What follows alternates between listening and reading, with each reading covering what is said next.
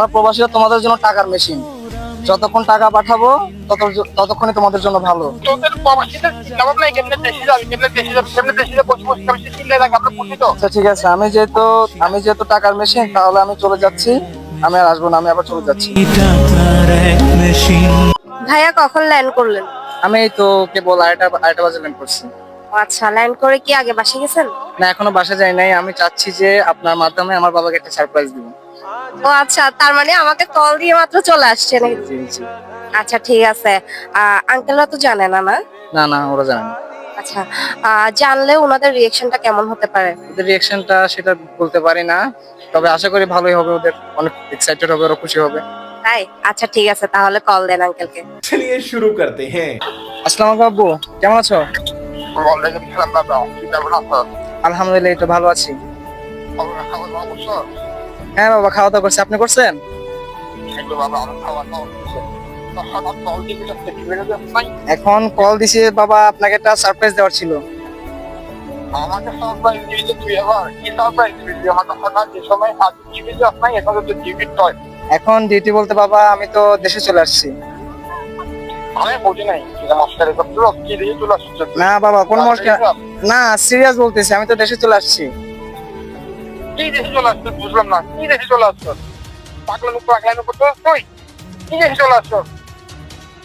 দেশে বলতে আমি চাইছিলাম, আমি একটু অসুস্থ, 6 বছর থাকার কথা, ওই জায়গায় 5 বছরে চলে আসছি। Just দেশের থেকে 5 বছর হচ্ছে, 6 বছর করে তুমি গেছিল না, দেশের মেয়ে ছিল না, কিভাবে চলে আসছো? বাবা, আমি অসুস্থতার কারণে চলে আসছি। 3 মাস থেকে আবার চলে যাবো। অস্ট্রেলি কি অস্ট্রেলি গানে গানে ওখানে চিকিৎসা নাই, বাইরে তৈরি করে চিকিৎসা ভালো হয়। এখানে বাংলাদেশে কাজ চিকিৎসা করতে আসছো তো পুরো ভাই একটা ঘরের মধ্যে এখন তোর বোনকে বিয়ে দিনে এখনো তোর একটা গপ তুলতে পারি নাই। কি মস্কারি করছিস তো করছিস নাকি এই চলে আসছো বলতে তো? আমি তো চলে যাবো, আমি তো চাইছিলাম যে তোমরা অনেক খুশি হবা কিংবা একটা সারপ্রাইজ দিব, বাট তোমরা যে এভাবে আমার সাথে ব্যবহার করবা এত বছর থাকার পর, এটা আমি কখনো ভাবতে পারি।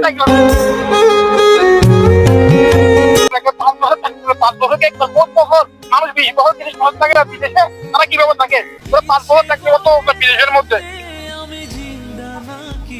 এখন বিদেশের মধ্যে বাবা, আমি তো অসুস্থ না হলে আমি আসতাম না, তাই না? তো কি অসুস্থ নাই মনে হয়? হ্যাঁ, ওখানে ওষুধ নাই, তোকে এত টাকা দিয়ে পাঠাইলাম, তারগুলো এখন কি হবে? এগুলো ভালো করে টাকাগুলো তো পরিশোধ করতে হবে নাই। 5 বছরে কয় লাখ টাকা 20 লাখ টাকাও দিয়ে দেবো। জমিনে ছেড়ে দেয়, 5 বছরে প্রায় 70 লাখ টাকার কাছাকাছি দিছে। আমি টাকার এক মেশিন, আমি এখন বাবা, আমি তো একলা, আমি যতটুকু চেষ্টা করছি আমি তো পাঠাইছি, বাট অসুস্থতা সেটা তো আল্লাহ দান, সেটা যে আল্লাহ আমাকে দিবে আমি তো জানি না। তোদের প্রবাসীদের জবাব নাই, কেমনে দেশে যাবি, কেমনে দেশে যাবি, কেমনে দেশে যাবি, বসে বসে আমি চিল্লাই রাখি, আমরা বুঝি তো। তোর তো কোনো ফ্যামিলি, কোনো রেসপন্সিবিলিটি বলে তোর কিছু থাকে না। টাকার এক মেশিন, আমি মনে করছি তোমরা একটু খুশি হবা, এক্সাইটেড হবা, বাট আমি এসে মনে করলাম যে মাথার উপর পানি মাত্র চুলটা খুশি তো জোর মনে কি আছে যে উঠতে রাজি বলতে চল দেশে চলে আসছো।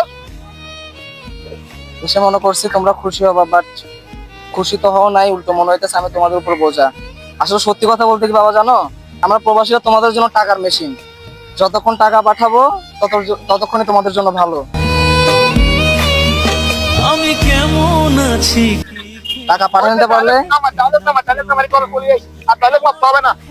আচ্ছা ঠিক আছে, আমি যেহেতু টাকার মেশিন, তাহলে আমি চলে যাচ্ছি। আমি আর আসবো না, আমি আবার চলে যাচ্ছি। রাখ রাখ কল রাখ। ভাই এটা কি হলো?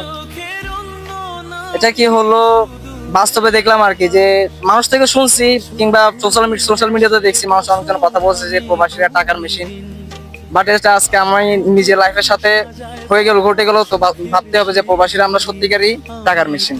টাকার এক মেশিন, আমি টাকার এক মেশিন, আমি টাকার এক মেশিন, আমি টাকার এক মেশিন।